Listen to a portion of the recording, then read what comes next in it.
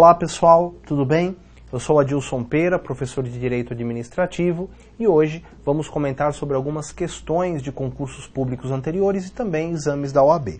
Então vamos lá para a nossa primeira questãozinha de hoje, que trata sobre poderes da administração. Vamos lá. Considerando-se os poderes administrativos, relacione cada poder com o respectivo ato administrativo e aponte a ordem correta. Tá. Então você tem aqui poder vinculado representado pelo número 1, poder de polícia representado pelo número 2, poder hierárquico pelo número 3, poder regulamentar representado pelo número 4 e o poder disciplinar representado pelo número 5. Então você teria que colocar os numerozinhos aqui dentro, referentes a estas condutas, e depois ver aqui a alternativa que corresponde à sequência que você tiver colocado os números aqui dentro. Tá legal? Então vamos lá, vamos montando isso e depois a gente vê se alguma alternativa bate aí com o que a gente colocar. Tá. Decreto estadual sobre transporte intermunicipal. Bom, o único poder que pode ser aqui relacionado é o poder regulamentar, certo? Então aqui temos o número 4. Veja, se tivesse poder normativo, também poderia ser. Mas aí não aparece aqui poder normativo, aparece só poder regulamentar. Poder regulamentar é aquele pelo qual a administração edita decretos regulamentares ou regulamentos para fiel execução das leis. Ok. Alvará para a construção de imóvel comercial. Gente, o alvará, ele é a forma do ato, né?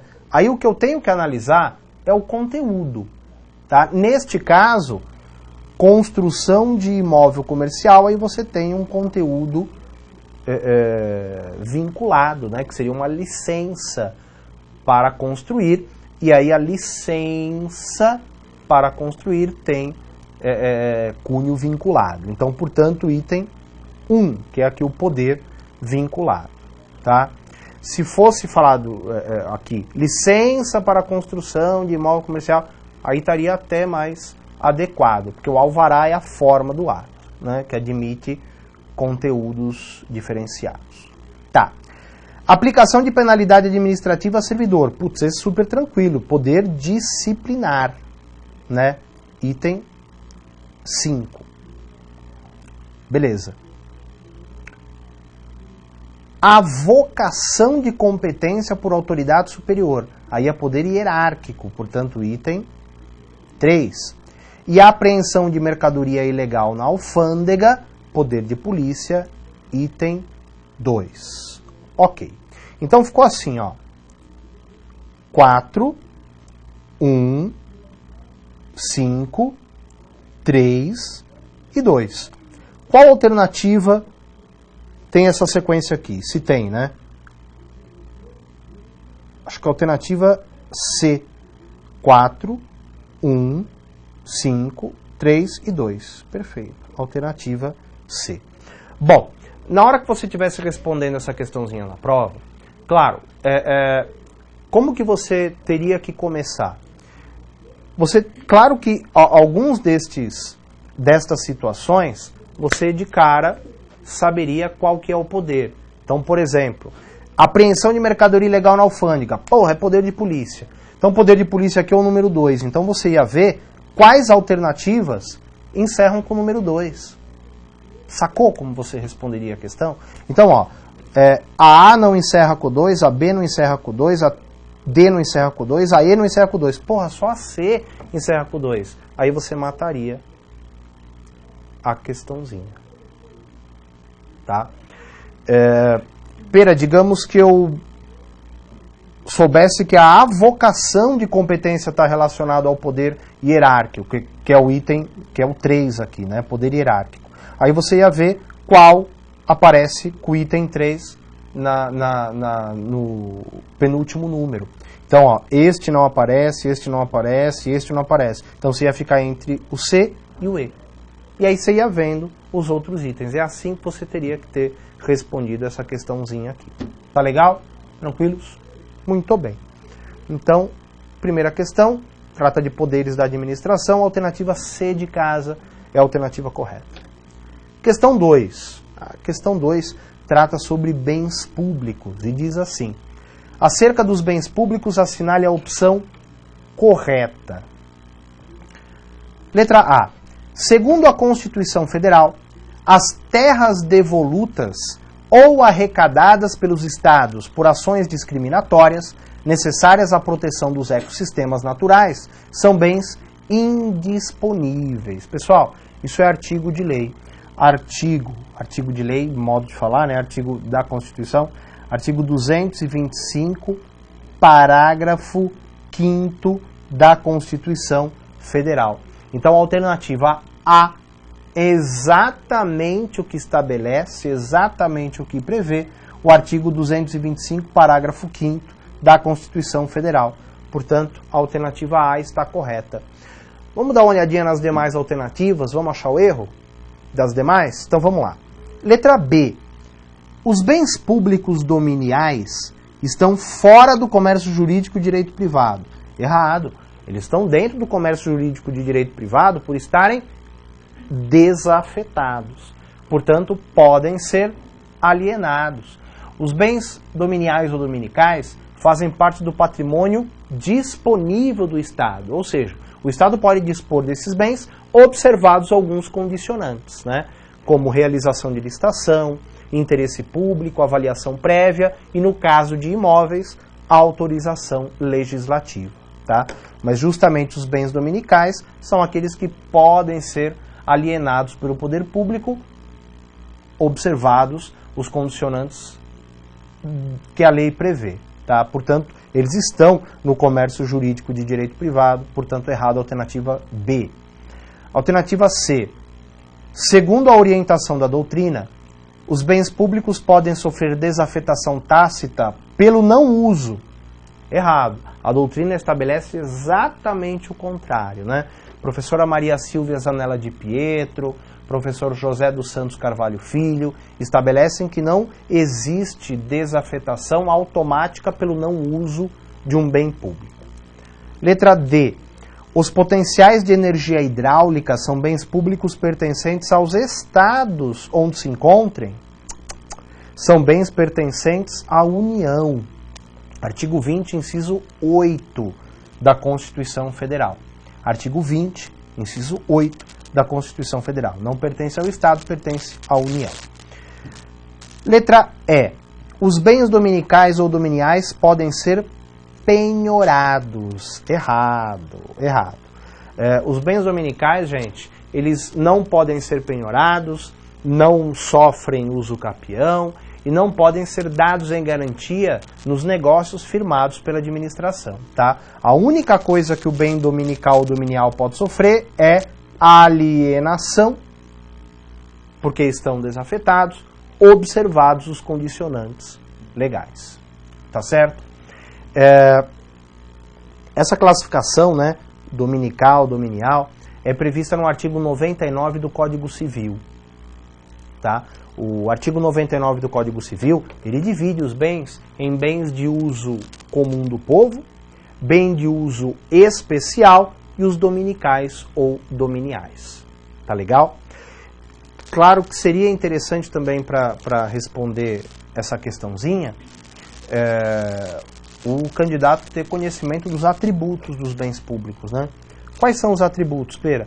Olha, os bens públicos, eles são impenhoráveis, imprescritíveis, inalienáveis e não oneráveis. Ou seja, o bem público não pode ser penhorado, o bem público não pode ser objeto de uso capião, o bem público não pode ser alienado, salvo se for desafetado e observados os condicionantes legais, e o bem público não pode ser dado em garantia nos negócios firmados pela administração. Então, os bens públicos não podem ser hipotecados, não podem ser empenhados por este último atributo. Tá? Veja, portanto, que o atributo da inalienabilidade é de caráter relativo. É de caráter relativo. Porque fala-se que os bens públicos não podem ser alienados. Entretanto, se o bem for desafetado e observados os requisitos legais, aí ele pode ser alienado. Tá legal? Tranquilo? Então essa questão 2, letra A de Adilson é a alternativa correta, tá certo? Beleza. Questão 3.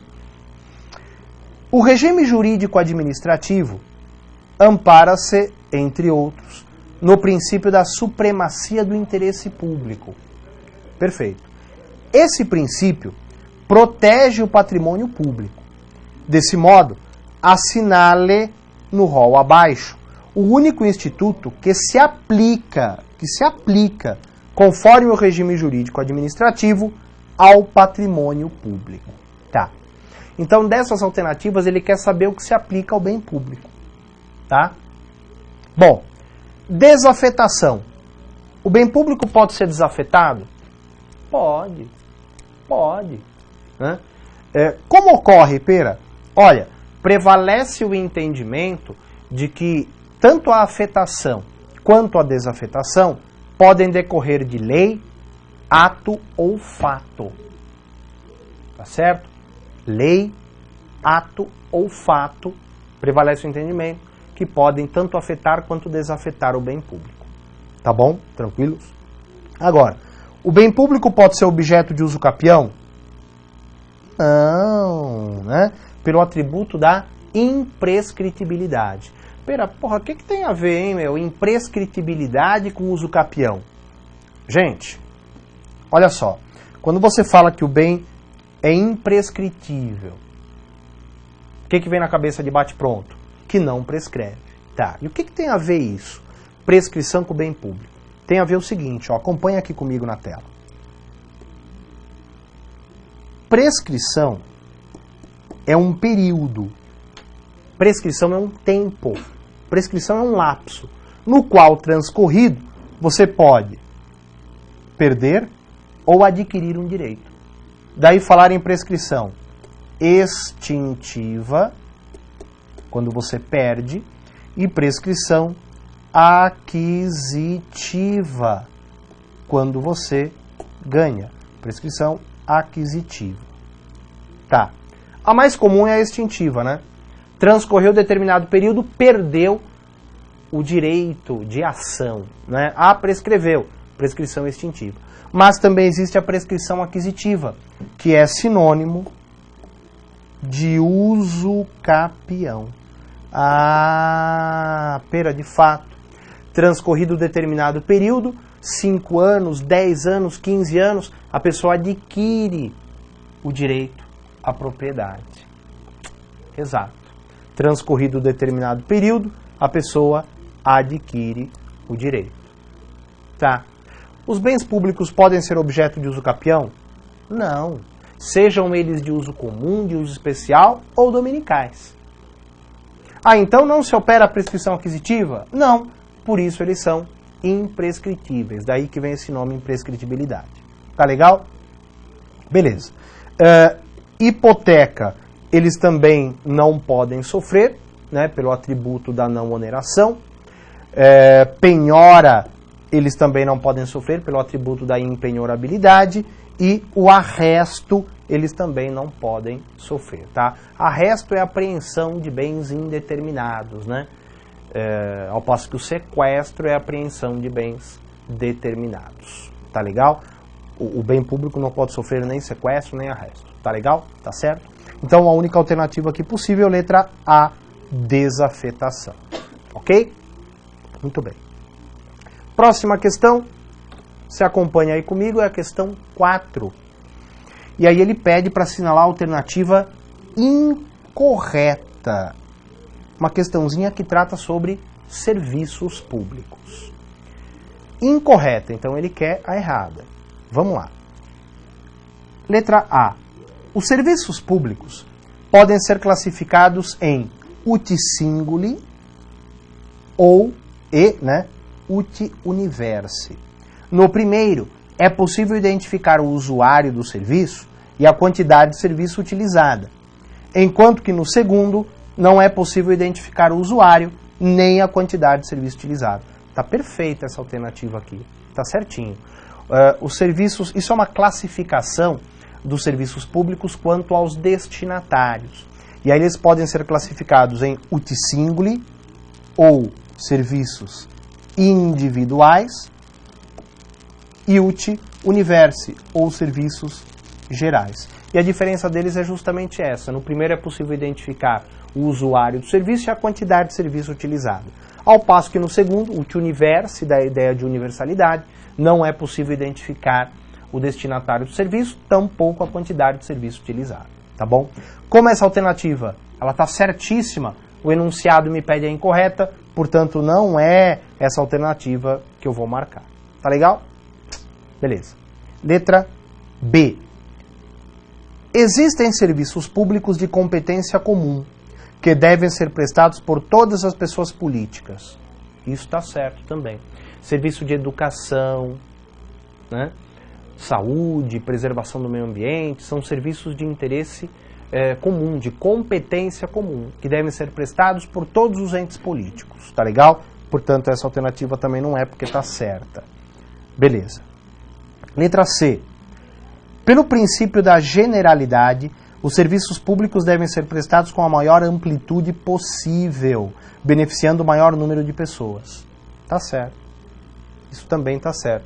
É o princípio da generalidade, na verdade, por estar certo é que a gente não vai assinalar, né, Pera? Presta atenção. Pelo princípio da generalidade, é um princípio dos serviços públicos, justamente o serviço deve ser prestado com a maior abrangência possível, né, de modo a beneficiar o maior número de usuários, o maior número de pessoas. Está certa a alternativa, portanto não é o que eu vou marcar. D. Ao Distrito Federal compete os serviços atribuídos aos Estados-membros e aos municípios. Também está certo isso, portanto não é a alternativa que eu vou marcar. E aí o que sobrou é a alternativa E. Bom, cabe à União explorar diretamente ou mediante concessão os serviços locais de gás canalizado na forma da lei. Gás canalizado compete ao Estado membro e não à União. Isso está lá no artigo 25, parágrafo 2º. Artigo 25, parágrafo 2º da Constituição Federal. Tá? Portanto, está errada essa alternativa, portanto, é a alternativa que você vai assinalar. Tá bom? Gente, olha só. Você tem serviços de interesse nacional, de competência da União, serviços de interesse regional de competência do Estado e serviços de interesse local de competência dos municípios, como, por exemplo, o transporte coletivo de passageiros realizado dentro do município, coleta de lixo, etc. Tá? Embora o serviço de gás canalizado seja tido como um serviço de interesse local, a Constituição atribuiu esse serviço como sendo de competência dos Estados-membros, tá? Artigo 25, parágrafo 2º da Constituição Federal. Ok. A alternativa E fala que é de competência da União, portanto está errado. O enunciado pede a alternativa incorreta, então a letra E é a alternativa que deve ser assinalada. Tá certo? Tranquilos? Muito bem. Pessoal, aqui estão os meus contatos. Eu encerro por aqui. Muito obrigado pela atenção e até o nosso próximo encontro. Tchau, tchau.